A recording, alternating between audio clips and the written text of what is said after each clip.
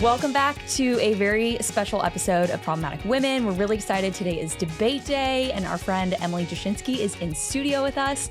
She is the DC correspondent for Unheard and the host of Undercurrents, which she'll tell us about a little bit later. But we just thought we'd release this special bonus episode the day of the debate to kind of give y'all the download of what to look for tonight, right? This big debate. There's a lot of eyes on this conversation. Where the bar is set, I don't know. I'm curious to hear what y'all think. For me, it's all she has to do is be better than Biden at his debate against Trump, which low bar was abysmal at best. So, we'll see. But what are y'all's thoughts like right off the bat? What do you think we're going to see? I mean, this is the first time they've met, right? Like, they've pointed that out multiple times. The only other time she was in the same room as him was when he was delivering the State of the Union, which is insane to me. Like, I really thought that they had crossed paths before, but I guess California and New York pretty far apart, and Washington, D.C., when you're the president. Well, remember the Clintons had been at Trump's wedding to Melania. Oh, yeah. Right? So when they met on the debate stage, these were former wedding guests. Buddies. Last time I saw you. Yeah. And so that's pretty weird. But that's a pretty big change the last time Donald Trump actually debated one-on-one against a woman. Since we're on Problematic Women, we might as well point that out. It'd be helpful if the left could define what woman is first and foremost, but First things first. We'll give it to her. So let's actually stay at that point. That's interesting because Kamala Harris has, in the CNN interview with Dana Bash, when Dana Bash asked her, obviously, that question about, you must be thinking about how you would be the first Black woman president. It must be, you didn't say it in your DNC speech, but, that has to be weighing on you. And Kamala Harris was basically just like, next question. And she's been doing that really intentionally. Yeah. I wrote about that for Unheard when I was at the DNC listening to the speech. I was like, this is not the speech the left would have given. This is not what they would have written for the first Black female president, let alone the first woman president years ago. It's like sort of post-DEI. Yeah. I mean, it was pretty... what's the phrase, like milquetoast? Just really boilerplate, like very safe. Risk averse. Yeah. Very risk averse. Obviously so intentional because she has to pick up those middle of the road voters, and she has to try and convince people that her very, very far left progressive record is not actually who she is and not actually how she would lead, which we know it is, but she has to appeal to that middle block if she wants to win, specifically Pennsylvania. And is there a way to be risk-averse in a debate with Donald Trump? I don't know, because he pushes you into some interesting directions. Yeah. Well, here on the Problematic Women podcast, we are so excited to be jumping in and Emily having this conversation with you because every week here on Problematic Women, we sort through the news to find those stories that are of specifically interest to conservative-leaning or problematic women. Those really whose views and opinions often we find like the left just totally excludes or ignores. So this is going to be a rich debate today. Make sure that you are following us here throughout the debate. The Daily Signal, social media is going to be blowing up with all sorts of insider information and content. And of course, tomorrow on Wednesday, we'll be bringing you post reactions from the debate. But let's go ahead and dive into this conversation. Awesome. Yeah, so let's start. First things first, hottest debate so far has been what are the rules for this debate actually going to be? And if you guys remember... a little contentious. Yeah, it's I don't know exactly why we're fighting over that when we should be fighting over policy, but rules for the debate are going to really resemble that of the June debate with President Biden and Trump. We've seen, there's not going to be desks, there's not going to be notes. Apparently that was really contentious. Although, I don't know. Have you ever done a debate in high school? I feel like that was never allowed. I think I had note cards. Oh. I think they allowed note cards. Well, in Illinois, I guess we do it a little differently. That's true. Our Midwest girls over there are like, oh, it's about to get weird. I didn't see this, but we had a heated debate about which state was better, and obviously Illinois won. I was really even just talking about the people. That feels like a much lower blow. Anywho, as we said, going back to these rules, so there will be no audience, and the candidates' microphones will be live only for when they are speaking. Like as you guys remembered, that was honestly, I think, for the best for former President Trump. Well, it was something that the Harris campaign tried to have changed, which I remember first seeing the headline of like debates over and controversy over the microphones. And my first thought was, oh, I bet the Trump campaign wants that Mike to be able to be live. And they, no, this was Harris, because they thought it would be kind of laying a trap. And that was what Trump. was so interesting, I think, to me about like just hashing out these rules. Another one is they will have 2 minutes to answer questions and 2 minutes to rebuttal.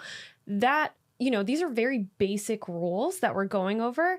And the fact that it was, already so heated leads me to believe that it doesn't, that horses have left the station. They are The gloves are coming full off. steam ahead, and it's going to be Horses pretty riding dramatic. trains? Yeah, that's what they do. Station. I don't so what is much that for thing calling her called? out on The barn. The barn. Well, what is the little gate thingy? I don't know. Oh, the gate. It's a gate. Just a The gate. station. The horse.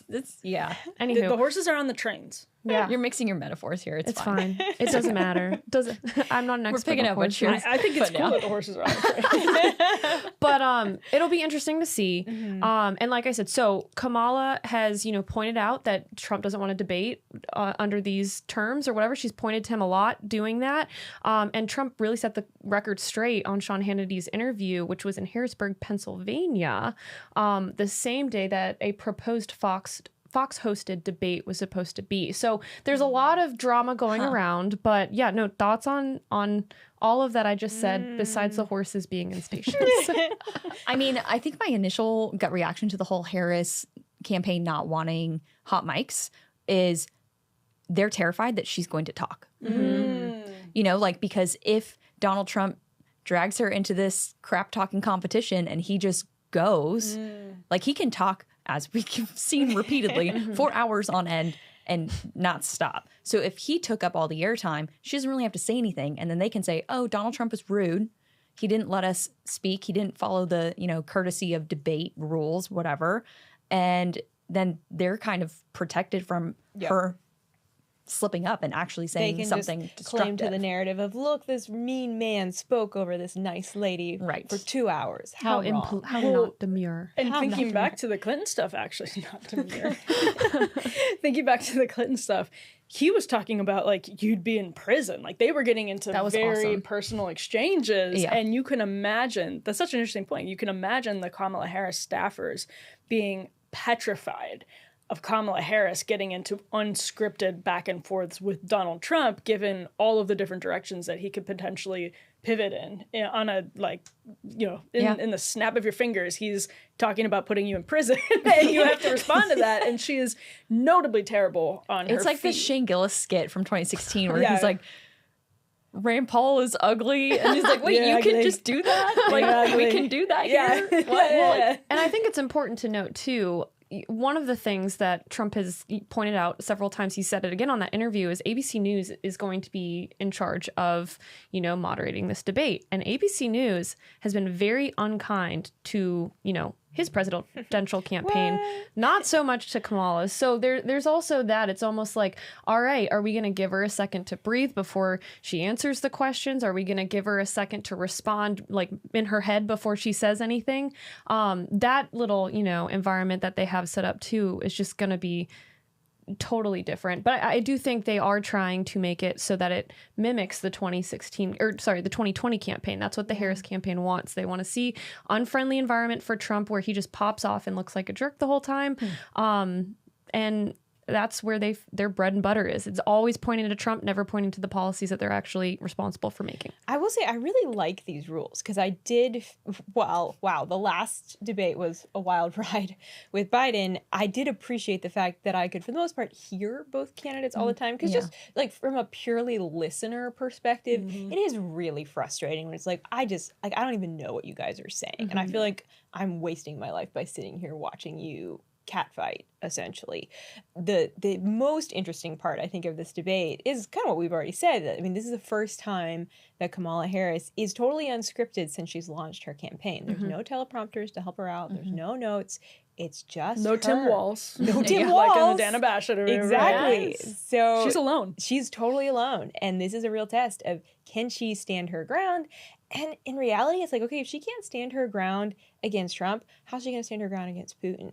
How's she going to stand her ground against world leaders? And even just against other Republicans that don't like her and that are going to be throwing crap at her the whole time that she's president. So she needs to be able to prove to the American people, hey, I can handle myself. It's a real litmus test. So Trump has already made an issue of the fact that ABC News, I think is the president of ABC News, is like a longtime friend of Kamala Harris, the top level executive, longtime friend of Kamala Harris. And David Muir is moderating this, which is a fascinating choice because he is like the least, I'll use the word problematic. He's like the least problematic main anchor in all of American media. Like very few people have a strong opinion on David Muir, and that's exactly It's a safe pick for them. safe pick. It's not George Stephanopoulos, and that's exactly how a newsman should be perceived by the people. I don't actually follow David Muir quite closely enough to say where he may have taken missteps in the past, but the moderator is going to be critical because it's not just about the rules, it's about how the rules are enforced. And I agree. I thought the rules in that last debate, but Biden was so, it was so sullen, low energy, and I feel like it was easy to enforce the rules in that debate because Biden just wanted to stop talking and everybody wanted someone to make him stop talking. So the Trump team also reportedly, apparently people around Trump also really like that he's not able to interrupt because they feel like in a way it gives him a kind of boundary, something to like work within that helps sort of contain him. And if David Muir enforces the rules like they were enforced in that original June debate, that is probably good for Trump. But that's a huge if because those rules can easily, I think that happened with Hillary Clinton. Like the rules just go up. They go right out the window. Yeah. Everybody has a plan until they get punched in the face, right? It seems to happen every debate in one way or another. Yeah. And Like, there's always bad. some kind of surprise. For Kamala Harris, that's pretty bad because then she's just out there. There's not enough Venn diagrams to get her through this. Talking about school buses, Venn diagrams, space. Space. The significance of the passage My of time. favorite topic. Yes. Space. And I think what's important here is they're objective wise. We're looking at each candidate. Kamala, we just want to understand the policies, right? Still don't understand what we need to do to get the job done or whatever, fluff she likes to say. So she's going to have to prove to the Americans, because at the end of the day, this is a debate. You have to prove that you are a worthy candidate. You understand what's going on. Trump, I think, and going back to your hot mic point, it's, I think, only going to benefit him because for so long now since the RNC, he's been focused on humanizing himself. Like that's why he brought his granddaughter out. That's why his kids spoke the way he did. And he brought all of his friends where he, gave them money when they needed help. Or his focus this campaign has been humanizing because Americans know he's strong. Americans know he can get the job done and that he's smart enough to get our economy back on track. Kamala doesn't have that. Yeah. Kamala needs to prove that she is actually able to do the job, like the basic, when you fill out a job and it's like being commander in chief isn't all about vibes. It's not all about vibes, and you can't just meet the minimum requirements that are of the job. You have to actually execute and excel. She's got to actually prove that. So then what are the policy issues that you are going to be looking for them to raise and bring up? I mean, the two big ones, right? Economy and immigration. Yep.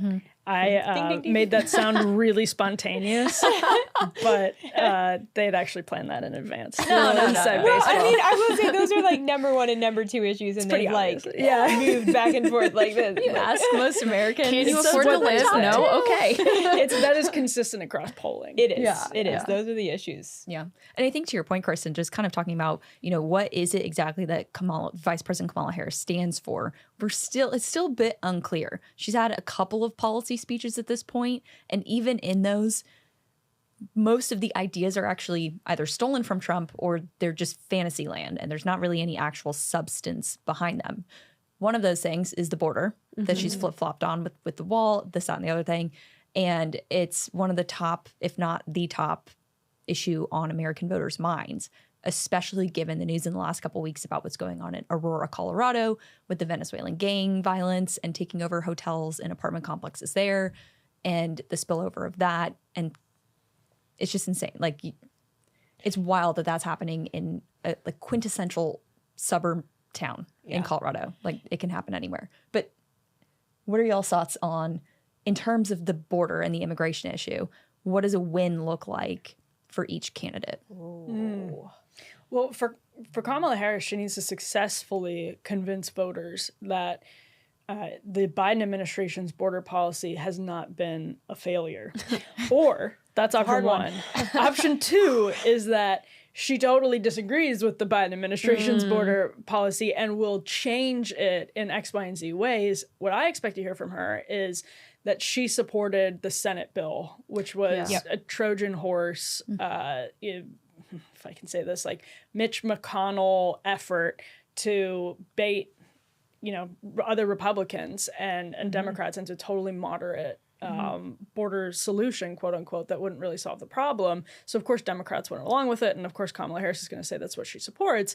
But all that is to say, she will lean on that very, very heavily, and will say Republicans only backed away from it because you, Donald Trump, wanted to win an election, and you wanted this human suffering to help your campaign.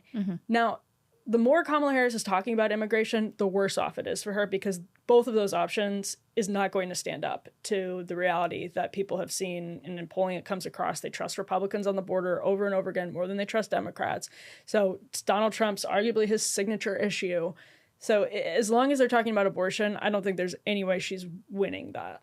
Yeah. I mean, the border it's such a hot topic, and it's one that, Emily, like you said, like it's hard to see how Harris can actually come out in a favorable light on that issue.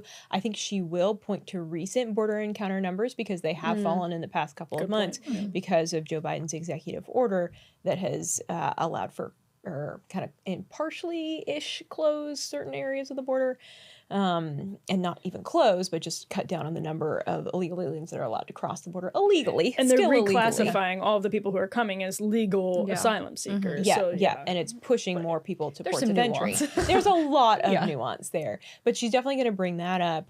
But I think Trump's job is to constantly remind people of, number one, the numbers that we've seen, like record high encounters, and then to focus on the human stories, the Lake and Riley cases, the Americans that should still be alive today, the fentanyl deaths, and he has to bring back that element of, okay, there's actually real world implications for this, and there's economic implications. I think if he can tie in that economic side, that is a real winning strategy. Well, and my favorite thing, and I don't know if I've said this before on the show, but we definitely have talked about this, Kamala loves to drive home the point that she was an AG in a border state. She's brought that up a ton. And it's like, girlfriend, where have you been? Like, it has been years, more than just the last 3 that when you were vice president.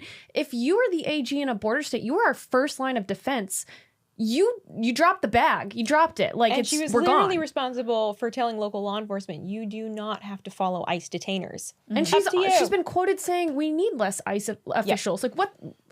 Are you kidding me? This is just a flip-flop, though, right? Like, this is just one of those cute little flip-flops. She didn't mean it. She's going to do something real in the next 4 years. But this is why she can't win on that issue in a debate with Donald Trump. There's just no way. As long as she's talking about immigration in a debate, she is losing, because he knows all of that, and this is his signature issue, so he is going to be very, very adept at driving it home that she's a failure. In one of her campaign commercials, she literally had Trump's border wall in it. And I was like, are you kidding me? Like, well, and I think the risk is that then she'll end up isolating the far left that wants open borders that right now are so with her.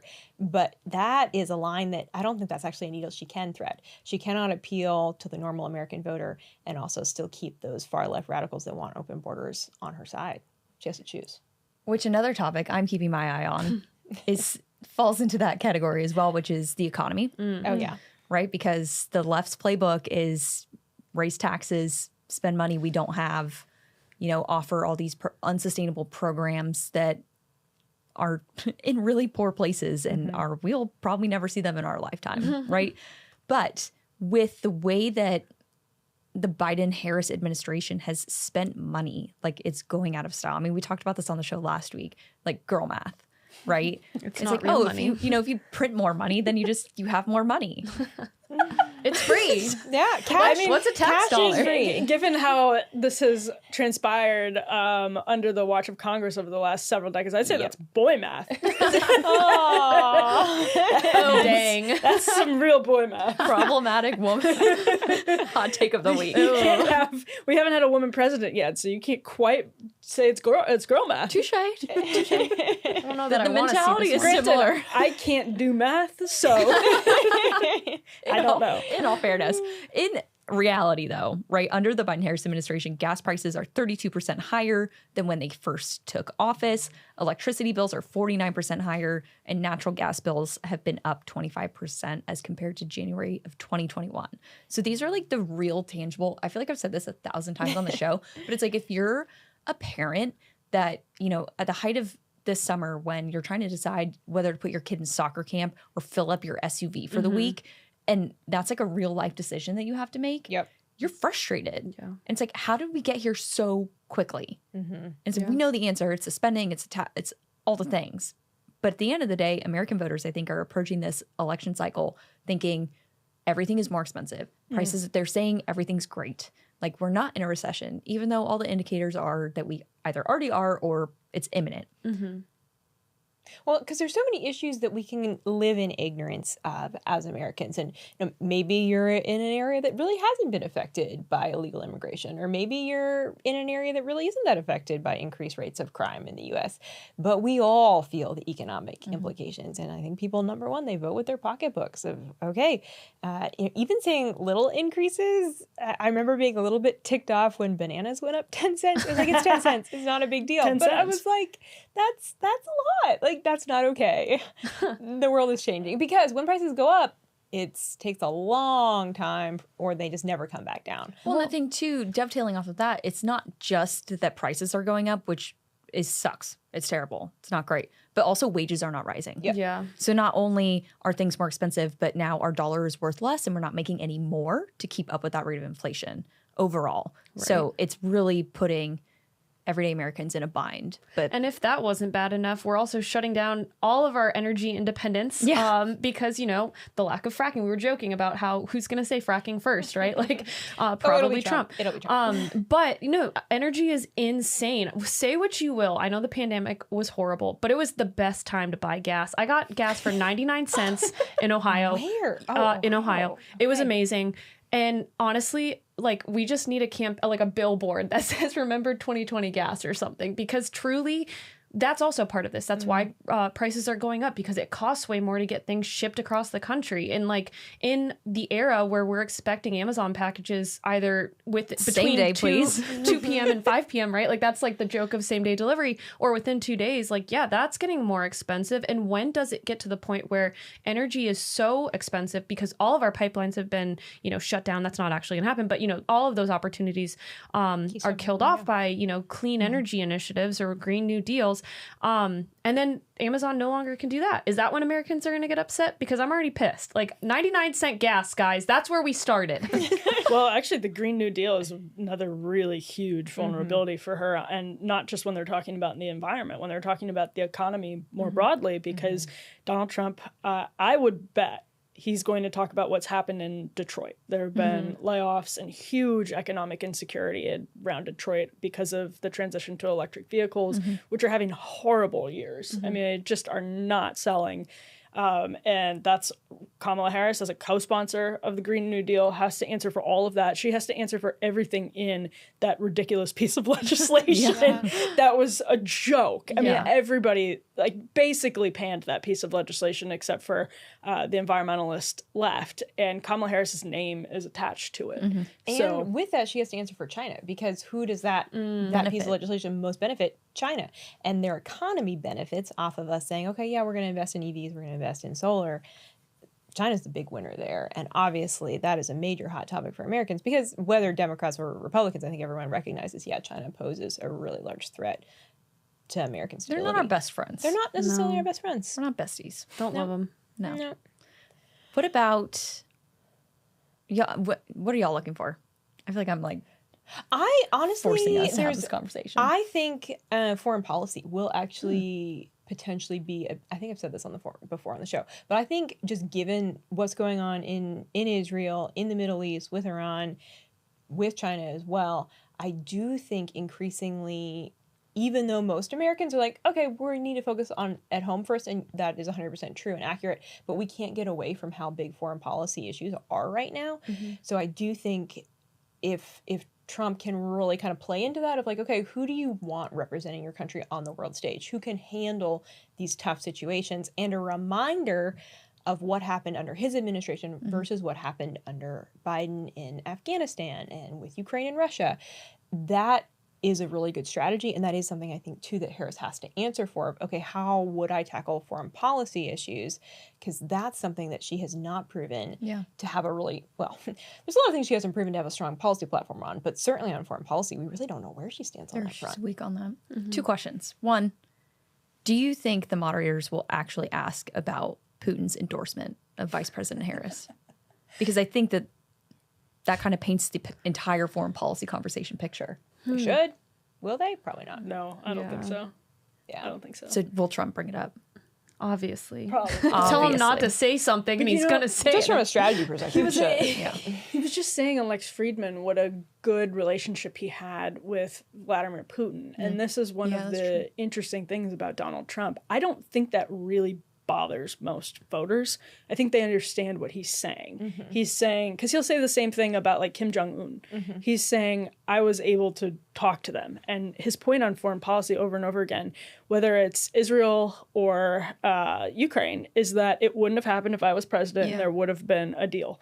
When Lex Friedman was asking him about this, he kept saying, I can't tell you what my plan is. I can't tell you because it has to be a surprise, because otherwise people would have contingency operations, et cetera, and would expect it. But he said, we'll just make a deal. We'll just make a deal because I mean, the beauty of it is he gets people to the table. Yeah. Right? And if you're not in dialogue or having conversations, then things start to pop off. And we've definitely seen that in the last few years. What about Afghanistan? Because we're on the heels of that, and it's still in the news.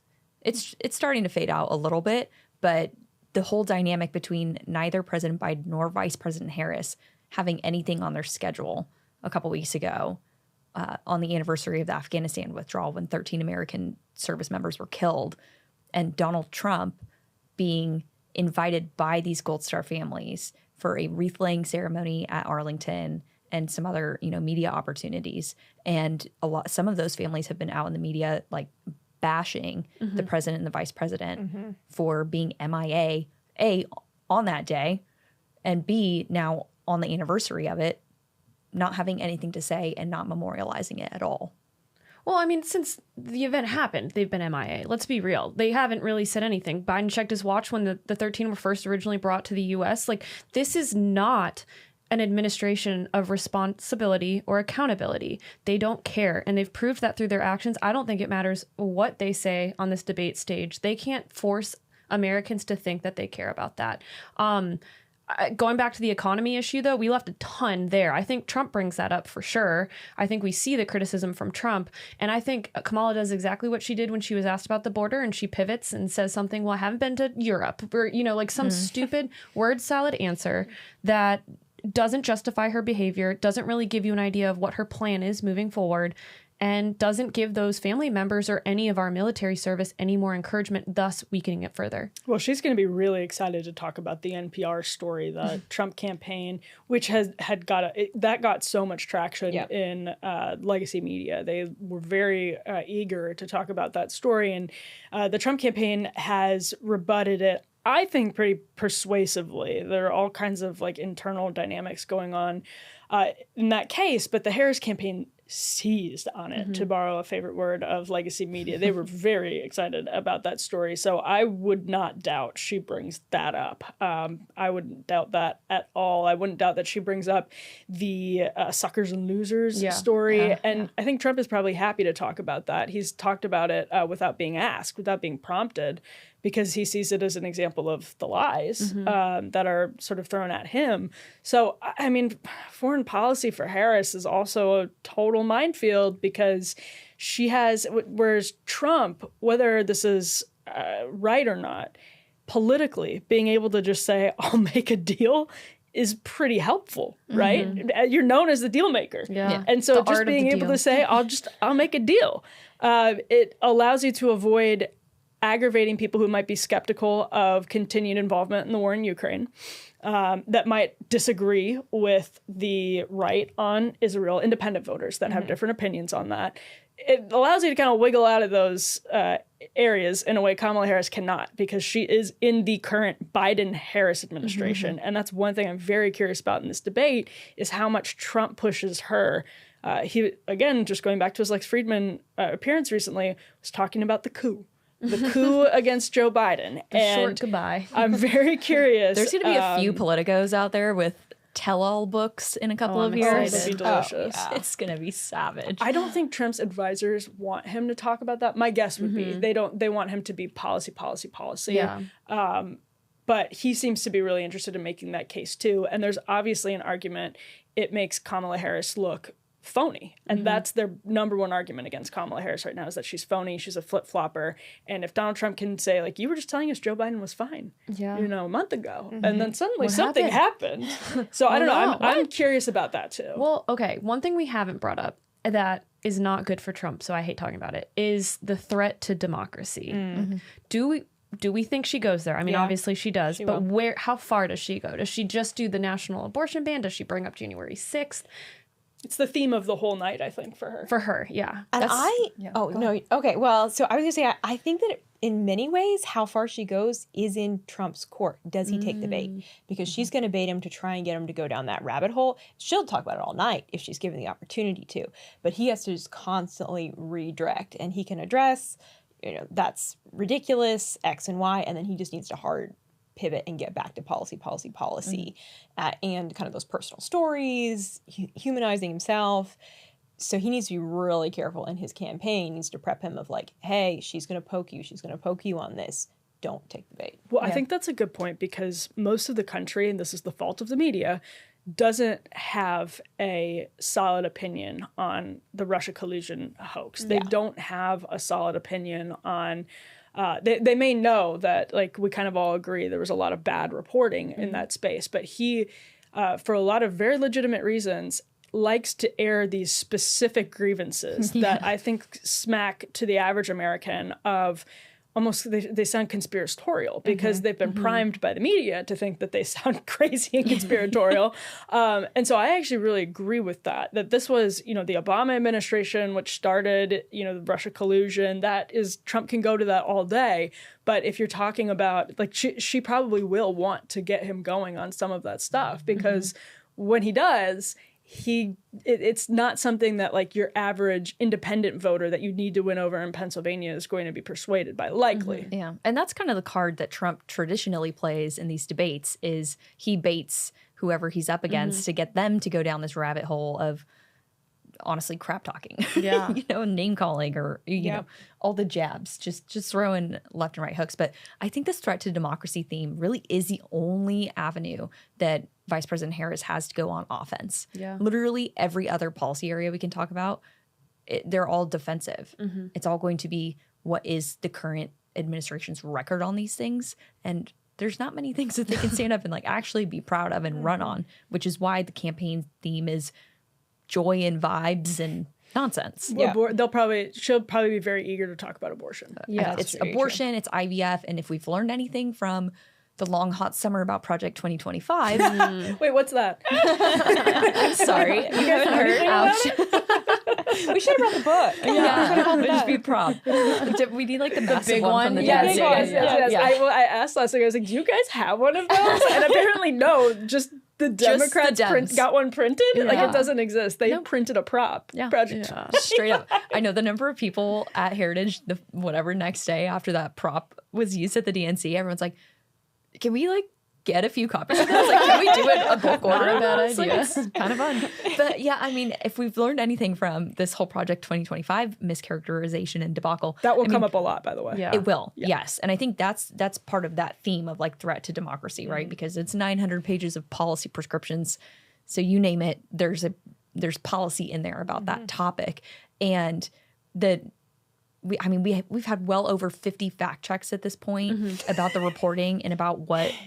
I mean, it's 100 pages. That makes sense. And it's like CNN, USA Today, like, traditionally insane left of center outlets that are actually standing up in defense of Project 2020, like, doing their job as journalists and saying, what Vice President Harris is saying about Project 2025, that's not even in the book. Just Yeah. not Or true. like, that's just completely not true. It's a complete mischaracterization, whatever. Can I say on that actually really quickly? I was scrolling through Twitter about a month ago and I saw this video come up in my timeline that was very familiar to me because I filmed it.